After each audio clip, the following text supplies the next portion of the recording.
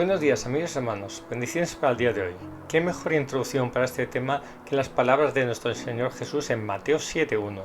No juzguéis para que no seáis juzgados, porque con el juicio con que juzgáis seréis juzgados, y con la medida con que medís os será medido.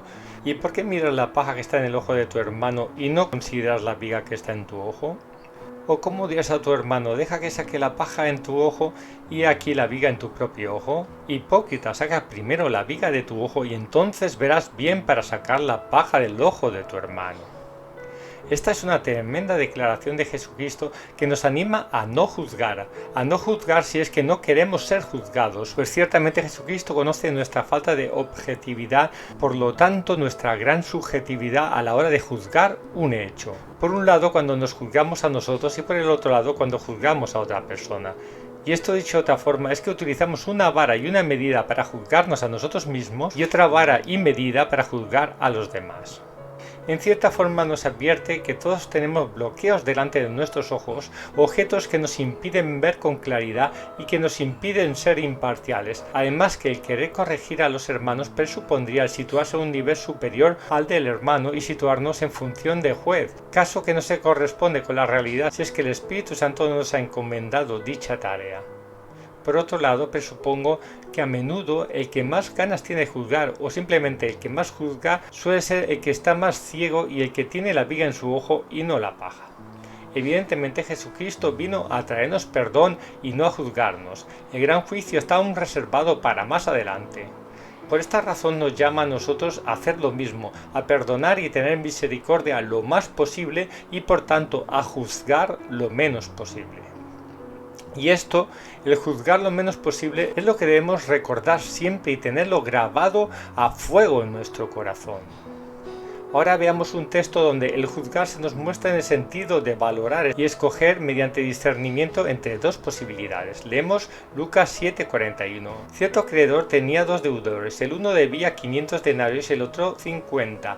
No teniendo los dos con qué pagar, perdonó a ambos. ¿Cuál de ellos pues lo amará más? Respondió Simón, dijo, pienso que el que debía más, y él dijo, rectamente juzgaste.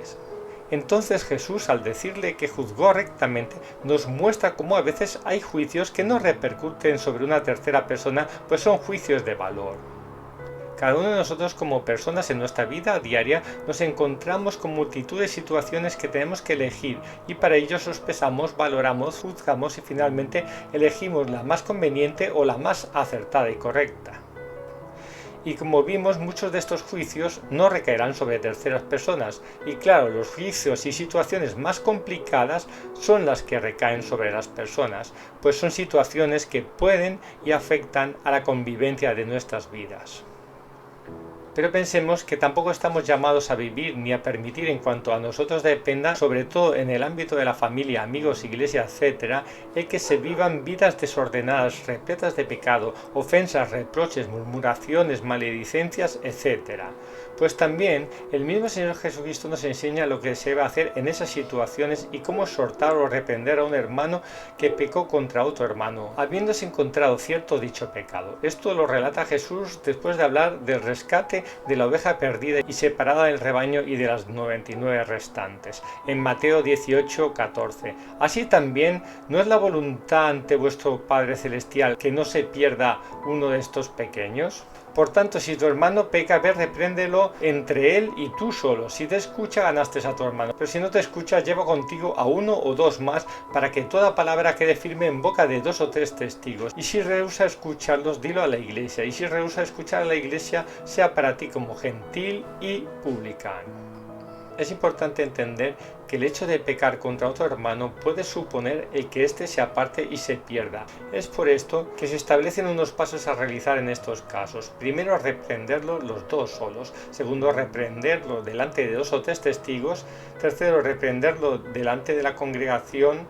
Y si aún no hace caso, tratarlo como un gentil y publicano. Entiendo que antes de esta reprensión ha tenido que haber un juicio ni que tan solo sea de valor sobre la veracidad del asunto y si realmente ha cometido un pecado contra el hermano. Esto para no actuar a la ligera ni de forma desordenada, sino que debemos actuar de una forma comedida, examinando el caso a profundidad.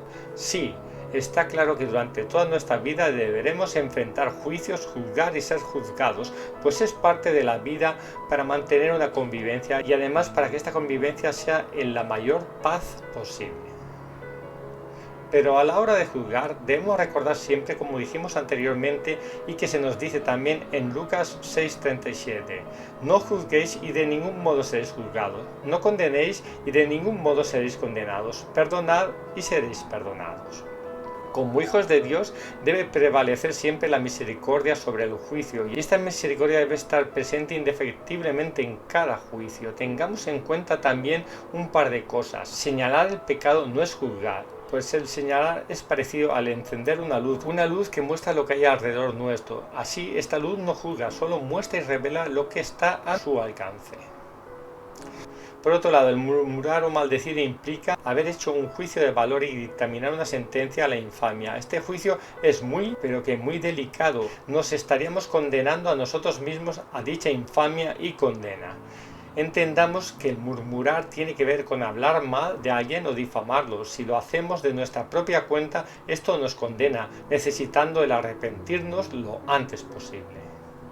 Ahora volvamos a los juicios. Recordemos el caso del varón de entre los corintios que debía ser juzgado por la iglesia y Pablo exhortando a no juntarse con pecadores manifiestos y faltos de arrepentimiento que se llamen hermanos, según leemos en 1 Corintios 5:11. Más bien os escribí entonces no juntaros con ninguno que llamándose hermano sea inmoral sexual o avaro o idólatra o calumniador o borracho codicioso, con ese tal ni aun comer. Porque ¿qué tengo yo que juzgar a los de afuera? ¿No juzgáis vosotros a los de adentro? A los de afuera ya los juzgará Dios. Quitad de entre vosotros al malvado, refiriéndose con malvado al pecador por caso de incesto. Hemos visto cómo hay casos en los que se nos enseña que debemos juzgar a los de dentro, aquellos que haciéndose llamar hermanos no actúan ni se comportan como hermanos. Entonces, para juzgar siempre deben estar presentes la misericordia, la justicia, la verdad y mucha paciencia, según leemos en 2 de Timoteo 4:2. Predica la palabra, insiste a tiempo y fuera de tiempo, redarguye, exhorta y reprende con toda paciencia y doctrina. Y por supuesto también hagamos como se dice en Juan 7:24, no juzguéis por la apariencia, sino juzgar con justo juicio. Sí, muchas veces las apariencias engañan, por lo que cuando llegue el caso que se tenga que juzgar a alguien, la resolución del juicio debe ser dictaminada por el Altísimo Dios, quien por el Espíritu Santo y su palabra determinará el veredicto. Sí, el Dios eterno es el único que puede dictaminar justos juicios y verdaderos. Esto lo encontramos en Santiago 4:12. Uno solo es el legislador y juez. Él puede salvar y destruir, pero tú, ¿quién eres que juzgas al prójimo? Es decir, ¿cómo puedes tú juzgar de tu propia parte y opinión? Eso no es posible, pues sí, el veredicto solo puede venir del Todopoderoso y su Espíritu Santo. Pues ¿quién consideramos que somos nosotros sin Dios? Pues sin el Altísimo Dios, sin su palabra y sin su Espíritu Santo no somos nada, solo un pedazo de barro. Entonces, para realizar juicios entre hermanos, debemos ser dirigidos por el Espíritu Santo para que las resoluciones de dichos juicios produzcan paz y sean justas. Y finalicemos leyendo el muy conocido texto de 2 Timoteo 3:16. Toda escritura es inspirada divinamente y es útil para enseñar, para reprender, para corregir y para instruir en justicia.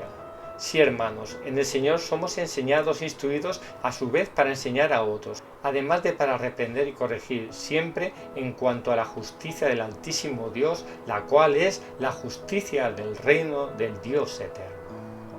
Por lo tanto, juicios siempre los habrá y los tiene que haber, por lo que debemos procurar siempre estar instruidos en la justicia para que por el Espíritu Santo podamos reprender y corregir en paciencia y misericordia, y siempre recordando que con la vara que miramos seremos medidos, pues no estamos tan llamados a juzgar como a perdonar, y siempre a tener y usar de mucha misericordia como nuestro Padre que es grande en misericordia. ¡Oh, aleluya!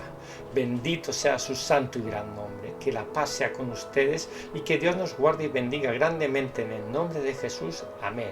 Al ser imperio, la gloria, el poder, el honor, la alabanza, la sabiduría por los siglos de los siglos. Amén y amén.